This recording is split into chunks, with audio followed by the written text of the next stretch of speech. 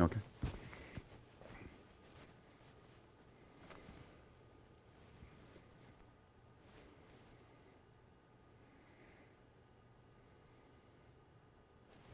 Hey everyone, Mark here at Whole Latte Love. Thanks for joining me today. All alone in the studio again, except for my lovely wife. Hello everyone.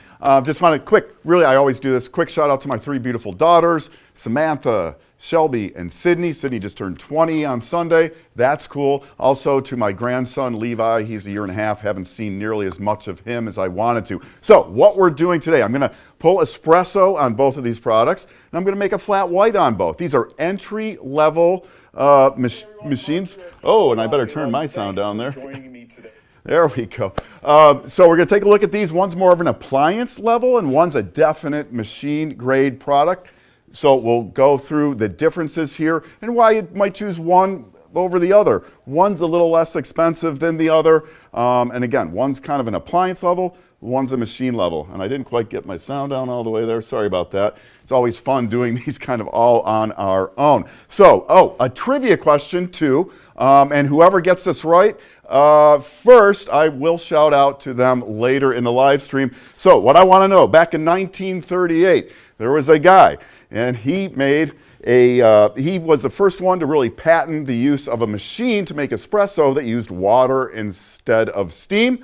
And then later on in 1947, he also patented a lever piston. So when you see the baristas pull the lever, he patented one of those. I need his full name, and there are a couple clues up here if you look close and maybe know a little about espresso, or you could, Google that real quick and probably find out who that was. We do have off-site moderators today, Ed, Nick, and AJ, who can take your questions in the chat, and they'll be looking for that correct answer. Give us your real name so I can really shout out to you today. So what we're looking at, we have the Gaggia Carezza De LUXE, that's the appliance level kind of entry-level machine, and the Gaggia Classic Pro. Both of these have been out for a number of years. The Classic Pro was kind of newer back in 2019, and there are some distinct differences here. What I'm going to do while we're waiting, one thing about the Carezza De LUXE is it's really fast and very easy to use, very forgiving. You don't really need a lot of skill or knowledge to use this. So I'm just going to, it hasn't been on. One thing I like about this machine, if I press the power button right, there we go, is it's ready to go really quick. Now, this machine uses a thermo block boiler, so it kind of heats water on demand. When you turn it on, it's got a little temperature indicator here, so it'll let you know when it's ready to go. When the light starts flashing here, stops flashing, it's ready to go. You'll see the temperature come up in a moment here. And if it's been off for a while, and this machine automatically shuts off after about 10 minutes or so, saves a lot of energy. But if you haven't been using it for a while, it's not already warm inside, it will preheat the Portafilter. Now, I was using this earlier, so I'm not entirely sure if that's going to happen or not. If it doesn't, oh, there it goes. So it's now just running some hot water through the Portafilter to heat that up. And that's a key part of making espresso, is you want consistency. It also does a little clean. So that's how now this one over here, the Classic Pro, is a machine that you're going to want to turn on, at least 10 minutes before you use it. This one does not use a thermal block. It has an actual boiler in it that contains water. Hopefully we didn't lose the stream here. I forget, we just got an error, so hopefully, yep, oh boy. Looks, if you're getting any indication there, sorry, my lovely wife is telling me we had an error. She thinks we're good. I'll know in a minute. I don't know. Maybe it was fine. I don't see it ending here. Oh, my moderators say I'm good. Okay. Thank you, moderators. Whew, huh? Okay, so this machine uses a pressurized filter bed. I'm going to show you. So it did put some water in here to warm things up, just in case there's any left. So this is that pressurized portafilter. Now, there are a lot of these entry-level appliances that use a pressurized brewing system. So with these, you don't have to be super critical with the grind, so you can use some pre-ground coffee in these that you can purchase. You could grind fresh and get a better result. But with this, grind size is not critical. This is a lighter portafilter. As an appliance-grade product, there's a lot more plastic here than what we're going to see on the Gaggia Classic Pro here. And of course, lower cost, but it's up and ready to use really quickly. So what this does, and why I like this entry-level appliance grade is because of this very unique pressurized portafilter system that it uses. So the filter basket in here, it's a 54 millimeter basket. It looks like a regular standard commercial basket with lots of holes in it.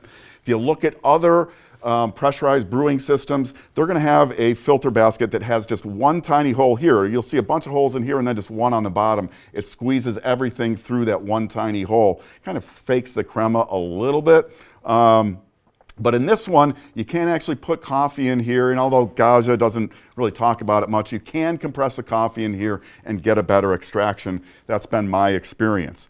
This is also going to come with this. So if you want to brew with a pod on this, so this is an ESE espresso pod, so it's pre-packaged. It's a little cleaner. So with that, what you do is you take this little rubber guy, that goes into the portafilter here, then put the single basket and your pod in there, and then when you're done, you just toss this away. But that's an ESE pod. You can use that over here on the Classic as well. An interesting story, so a local supermarket chain here, Wegmans, if you're from the Northeast, probably heard of them. The one near my house has this $20,000 espresso machine there in their cafe, and they use pods in it. And most people are fine with that. Personally, I'm not. I like fresh ground coffee, but for some people, it's perfectly fine. It gets them what they want, and they can make a decent latte out of that. So let's dose this up. So what I did, I'm going to use pre-ground coffee. Oh, let's talk real quick about the coffees I'm using today. So in this machine, I'm going to use Lavazza Super Crema. Then over here on the Gaza Classic Pro, I'm going to use Maroma's Orphea. These are both lower cost Italian-style bean blends. They run about $10 a pound, but they're excellent. Like the Super Crema whole bean coffee, I believe is our top seller. Nick can chime in on the chat and tell me if that's true or not. Orphea is one of my favorites. I've been drinking this for years. What's really nice about these two coffees, they produce excellent espresso, classic Italian style. They tend to be more of a medium roast, where some of the Italian bean blends are going to be a little bit darker. I don't like really dark roast, but they're really easy to work with. They get excellent reviews. There's links down in the description. Check the reviews of people who drink this on a regular basis like me. You're going to find people just love it, and they're really easy, great starter coffee, and one you'll probably stay with for a while. So what I did with a Super Crema a couple days ago, I ground some up, because you can do pre-ground coffee in this machine. So what you're going to get, I'm going to use the double basket here, and this is a little bit smaller than what we're going to use over in the Classic Pro. You can fit about maybe 14, 15 grams. So what I'm going to do, just take that pre-ground coffee. I'm just going to put 2 level scoops in there. So 1, 2, you do not have to tamp this if you don't want to. I do like tamping it a little bit. With those other entry-level appliances, tamping, when it's got the one tiny hole in the bottom of the basket, tamping really doesn't make all that much of a difference. I do find that it does here. The machine doesn't include a tamper, but I happen to have one here that fits. Actually, I like this one because it goes 58 or 54. So I just put that in. I'm just going to tamp that coffee down a little bit. And we're just going to pull a shot. And then we'll pull a shot over on the Classic Pro. So just put my filter basket in. Sorry, I'm working a little backwards here. And I'm going to do it into this little shot pitcher here and to brew. So I've got some buttons up here. The power button, this is to brew espresso. You get water out of here, and then later on we're going to froth some milk on both of these as well when I make a flat white. But let's just pull a shot here. So I just press a button. And now listen here, because what it's going to do, that's a little pre-infusion right there. So it's just wet the coffee a little bit, and that helps to get more flavor out of the coffee. And here comes our shot. Now, you'll always hear about timing espresso shots. With a pressurized brewing system, you don't have to worry about timing at all. You're going to get what you're going to get. So look at this. That's that Super Crema, and it is making a boatload of crema. I call them crema buckets. And I know with this coffee, with all that crema, that's about where I want to stop. If I hit the right, oh, I turned it off, hit the right button there. So if you look at that, now we'll see what we're going to get out of the Classic over here. That crema is a little more bubbly up top. I don't know, you got that, huh? Okay. It's kind of bubbly. That's because it is at some point squeezing it all through a very small orifice, which helps create that pressure and makes grind size not critical on this machine. So you don't have to have a grinder to start with this machine. The Gaza Classic Pro, we'll look at it in a minute. We're going to use a regular standard non-pressurized basket, but it does come with a pressurized basket, so you can start without a grinder over here. Now, if you're going to buy pre-ground coffee, just be sure that it's the espresso grind size. You can't put like a filter grind size. More of a medium grind, you can't use that and get a decent espresso. So there's our shot over there. Now, this machine does not have what's called a three-way solenoid valve. The Gaza Classic Pro does. What the three-way valve does on a machine that has it is when the extraction is done, it removes excess water from the puck and releases all the pressure. Now, this has been sitting here long enough that I'm not going to have any pressure left in there. But what you're going to see is it is rather, I got to get my rag here, it is going to be a little bit wet in here. You're going to see we're going to get a nice dry puck because of the three-way solenoid valve over here. And honestly, on this one, this machine does better than most appliance grade. There's some of these that I've used that it's just a soupy mess in here. But that's not bad, so I'm going to knock this out and make a mess again. And just kind of show you, so here's my knock box. A lot of times, and it's doing okay, it came out relatively clean. A lot of times I have to take these to a sink or get a spoon in on some of the other appliance grade machines. So something I like about this, it does tend to produce a relatively dry puck. Now notice what I'm going to do here. I'm going to put this back in the, I'm going to clean it out a little bit first because I like it stuff clean. Put this back in the group here and just leave it there. So that's that. We'll come back to this machine in a minute and we'll make the flat white. So let's take a look at the Gaggia Classic Pro over here.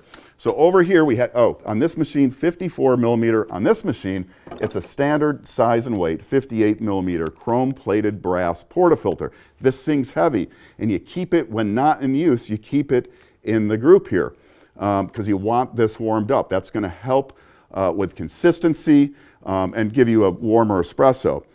This is, again, a single boiler machine. On all single boiler machines, when you go to steam, as you'll see in a minute, you do wait between brewing a shot and steam espresso as the boiler gets up to temperature. So over here what I have is a machine grade grinder, and I really like this. This is newer. This is from Profitec. I use some of Profitec's machines. This is the Profitec Pro M54. It's a manual on-demand grinder. There's no timing or anything, but it is machine grade. It's full metal top to bottom, has a nice, solid, strong, powerful motor. There are cheaper grinders, appliance grade grinders. They're going to grind slower. They're going to be more clumpy. They're not going to have the level of a grind adjustment that you get on this where it's very precise. This is a stepped grinder, so there are individual steps, but you can adjust the grind size very finely. So what I'm going to do here is just grind in. Now if you look at some of those appliance grade grinders, again, they're going to be a heck of a lot slower. They're going to have much smaller burrs. And what I'm doing, now usually if I'm doing higher end espresso, I'll weigh it, the amount of coffee that's going in my portafilter, weigh my output. Today, I'm not worried about that. We're kind of entry level. So what I'm going to do is just fill this. And this is going to get me, I'm just going to level it off here. And this is going to get me somewhere between 17 and 18 grams of coffee in here. There are other filter baskets you can get if you want to do triple shots, for instance, or you want to go naked and do bottomless shots. They're really beautiful and they help with technique. So I've got like a Gaggia bottomless. That's an optional accessory that you can use. They're really pretty to look at. You help you appraise your extractions and you go a lot more. Just so you know, the average barista these days in an SCA survey a couple years ago said they used 19 gram doses. I'm using probably about 18 here. Now with this, tamping is very critical. Now, what the tamper you're going to get with a Gaggia Classic Pro is what comes with pretty much any espresso machine, even $2,000 machines. This plastic tamper here. I'm going to suggest, you can get away with this. It's okay, but what I'm going to suggest is that you upgrade a little bit to something that's got some weight to it and is a more precise instrument. Now, if you've been watching my videos, I'm not going to use it today, but I really like this leveler here. It's a precision instrument. It's adjustable. As you go further into your espresso journey, you might consider something like this. But I would definitely upgrade a tamper. I've got a couple rattleware models here. I'll use this one here. It's just got more weight to it. So when you tamp coffee, what you really want to do is just get a nice parallel surface to the edges of the basket and just push down. So I'm just going to set it in, okay? And then I'm not going to do anything weird. I'm just going to push down and compress the coffee. Now, if you're newer to espresso, you're going to hear you should be using 30 pounds of force. That's been a recommendation for a long time. I don't think you have to use 30 pounds. I think you just need to compress the coffee and give it about the same, push every time. Just try and be consistent as you get into espresso. Consistency is a thing you're going to hear over and over again. So I'm just going to push down. I'm going to try and make sure it's flat and level, that I'm not angling things off and creating a shallower spot in the coffee. I also like to polish the coffee before I take it out, so I'm just spinning it gently in there and then gently removing, and then that's what my tamp looks like. Now, this is a single boiler machine. It doesn't have the temperature accuracy of more expensive PID machines where you're always going to get the same temperature. So if it's been sitting on for a while, what I like to do is just press the brew switch, that's this one right here, and get out any overheated water. You see, because it's been sitting for a while, there was a little steam and I heard a little bubbling. So I just let a little bit of water out. Now, I dialed this coffee in earlier, and I'm kind of doing this blind. If I can find that. So I got to reach over top there. Again, I'm going to use a shot pitcher here. I've done thousands of shots of this Orphea coffee on various machines. I know how much I'm going to get. Again, I'm not weighing. I'm not going high end with this. So just press the brew button. And what you're looking for is an extraction that lasts about 20 to 30 seconds. And we'll see if my dial-in was good. And you can see already there's probably a little difference here. A much nicer crema on this type of machine when I'm not using a pressurized filter basket. And I know when to stop this shot. It's going to be at about 65 to 70 milliliters. It's going to give me a 1-to-2 ratio. With that 18 grams of coffee, I'm going to end up just a little under 40 grams in here. I just know that from working with this coffee. So I'm just going to let that brew. It's maybe going a little bit long for me, but look at the crema on this. And I'm going to stop it right about there. Okay. And what I should have pointed out is this little tube right here. So this is the exhaust for the three-way solenoid valve. So if you look, remember that other shot, if you look overhead, this has a much smaller structure to the bubbles than this one. They still exist over here, but the bubble structure is much smaller. That's a true crema. That's true crema and a little help from the pressurized system. Now, when I take this portafilter out here, what I'm going to get is a nice dry puck that's going to be really easy to knock out. And that's because of that three-way solenoid valve. So that's a handy feature. Again, the Carezza does pretty well. They're not incredibly soupy, and I have seen other appliance-type machines that are less expensive that leave just a soupy mess in there. So let me knock this guy out. As you can see, that knocked out real easy, nice and clean. I like to leave these dry. And where does your portafilter go when you're done? Back into the machine so it stays nice and warm. Okay, so let's go back over to the Carezza. Now I'm going to make a flat white. So what I'm going to do, we'll load up another one just like we did before. Again, I like these dry. Hopefully it didn't shut off. This shuts off in about 10 minutes. It would come right back on, be ready to go. So again, I'm going to load up with 2 scoops here. So this is easy. There's like no real skill. Just take your portafilter, put 2 in there. I do like double shots, especially when I'm making it, because a flat white is going to feature the espresso much more. I don't do a ton of milk-based espresso drinks, but if I do, it's going to be something like a flat white, which is more of a 1-to-3 ratio of espresso to the frothed milk. We'll get that out of the way, done with that. I am going to give it just a little tamp here, just to keep it nice. Put that out. Now we're going to use, another nice thing with this machine, it's got a lot of clearance under here. So I'm going to use this larger cup to make and I like this cup, it's like this double-walled glass, like that. So I'll put that in there, and it did shut off. So I'm going to turn it back on, and see, that's how this machine automatically shuts off after about 10 minutes, but it's ready to go. It's still heated in there, so I'm just going to press the brew switch. And again, it's going to do that pre-infusion right there, so it's just wet the coffee a little bit. Get this out of the way. And while it's doing that, I got to get my milk.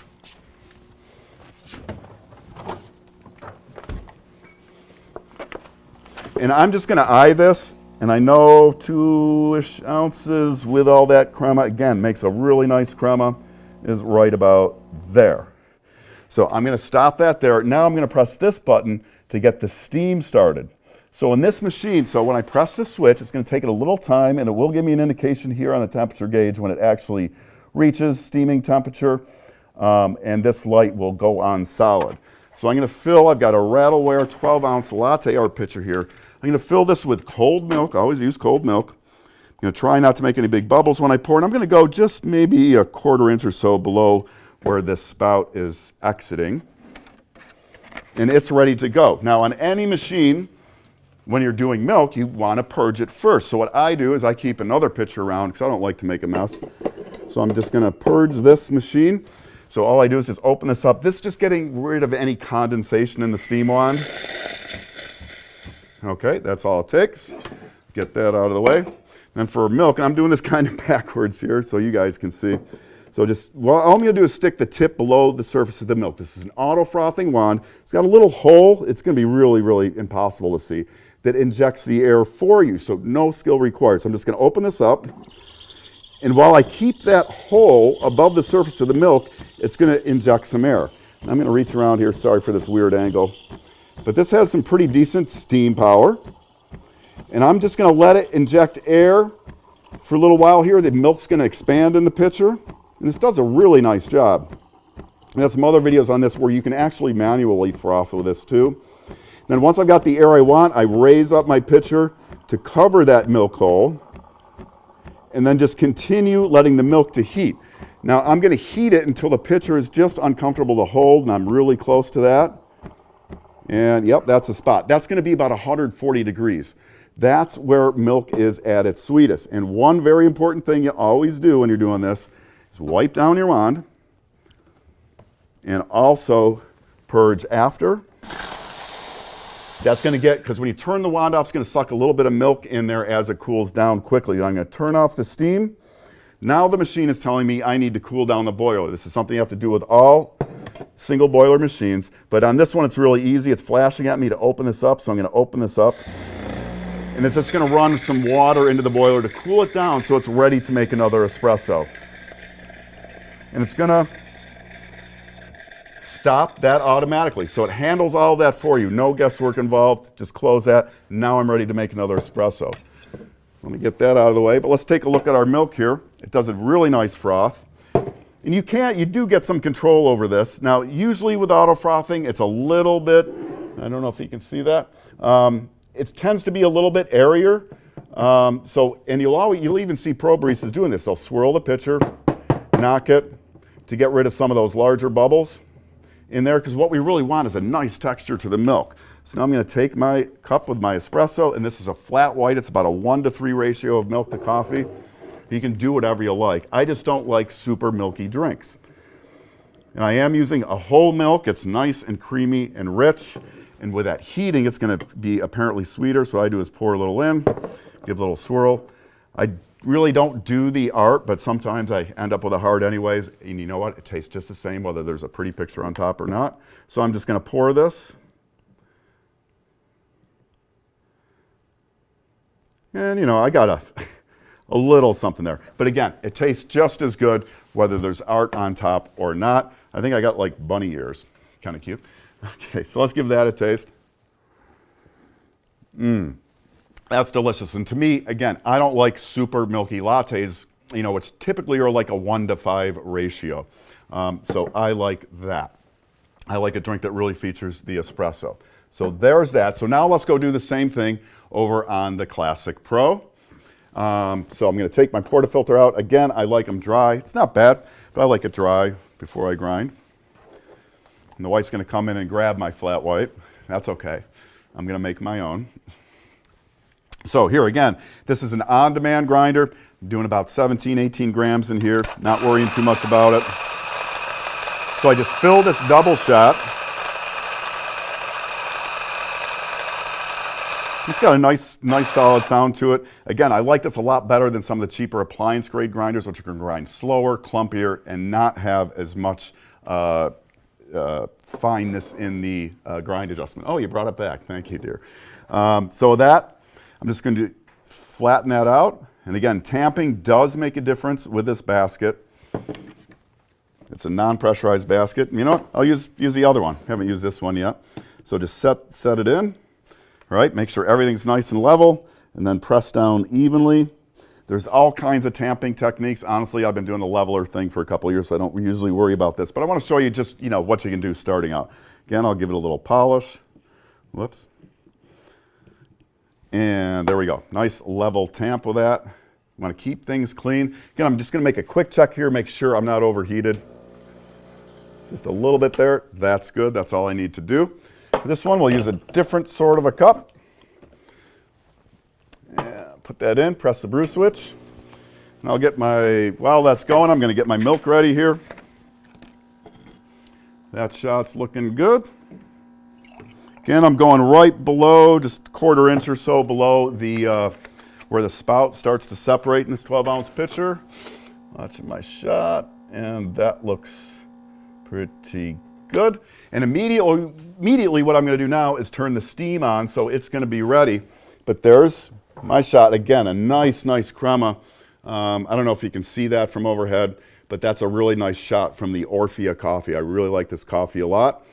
Now, on the Gaza Classic Pro, used to be this had a auto frothing wand like this, but they've changed it last year to a manual frothing wand.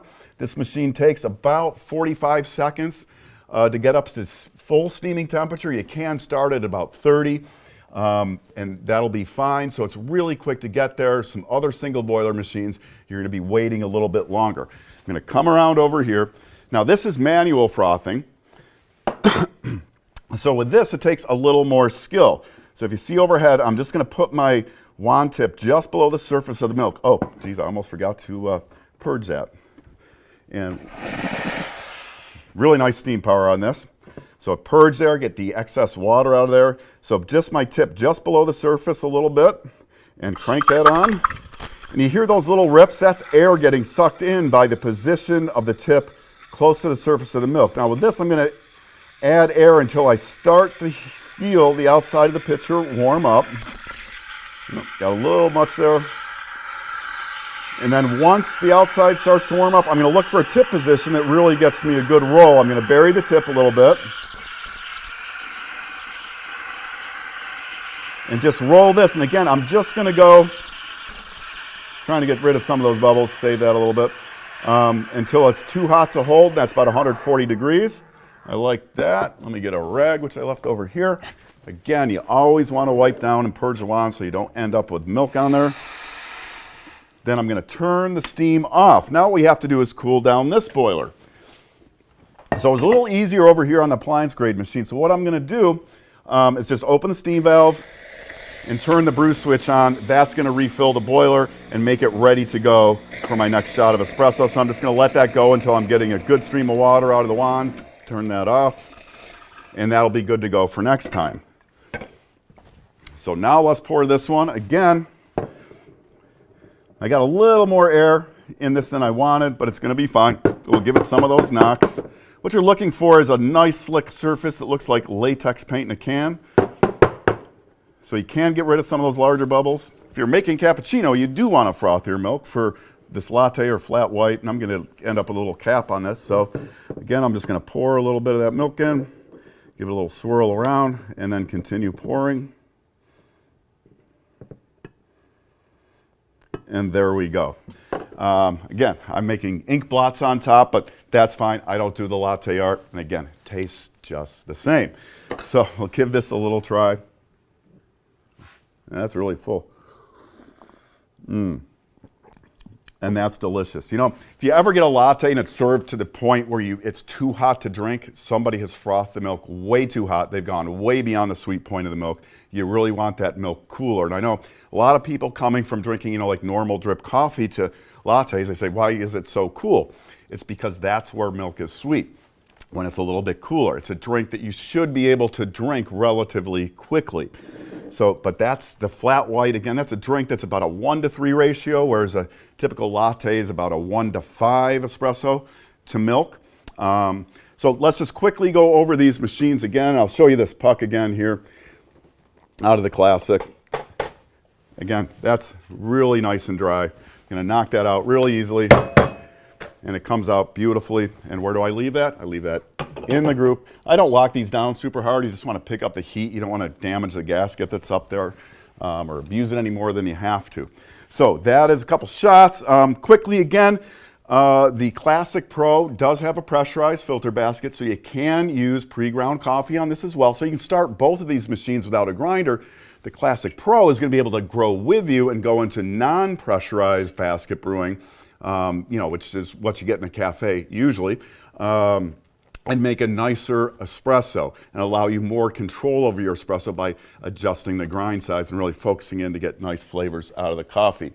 We're going a little long, so let's see. Did we get a winner? Our trivia winner was Christy Q. Christy, thank you. So you knew the answer was Achille Gaggia. That's cool. And here are some of his legacy right here. These machines. They make,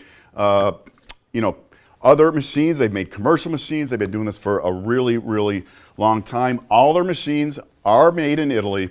Now, and if you're watching in the UK, the Classic Pro for a while didn't have the three-way solenoid valve. The newest model over there, 2019, does have the three-way solenoid valve. So it's now, wherever you get a Classic, it's the same machine. So that's that. Maybe a quick question. Can you pull ristretto shots on these?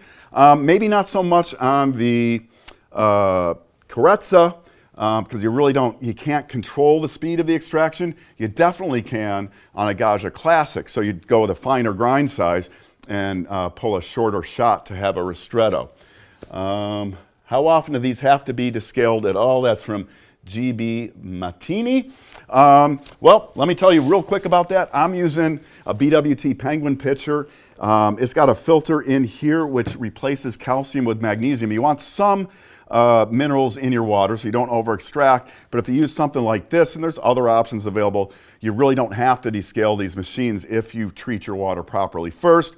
Other than that, how often you descale, it's probably in that 3 to 6 months, and that's all going to depend on your usage level and how hard your source water is. If you have hard source water and you're not treating it, you know it probably from other effects around the house, but generally 3 to 6 months. So that's going to wrap it up. I do follow the comments very closely, so if you have questions, you can ask down in the comments, and I really try to give detailed answers there. Also, you can talk to our coffee experts at any time. They would love to help you out. They're available. There's links down in the description, or it's 585-924-7170. I want to thank everybody for watching. I want to thank my wife, who's been directing our live streams here. Thank our moderators, Ed, Nick, and AJ, who hopefully been taking care of your questions. But that's it for now. We're going to take a break from the live streams for a while. As I work on some other stuff, we've got some newer higher-end machines coming in that I need to get working with and do some videos on those, some really interesting stuff. But thanks again. I'm Mark. Hope everyone is doing well. Please stay safe, and we'll see you back here real soon for more of the best on everything coffee, brought to you by Whole Latte Love. Thanks, guys.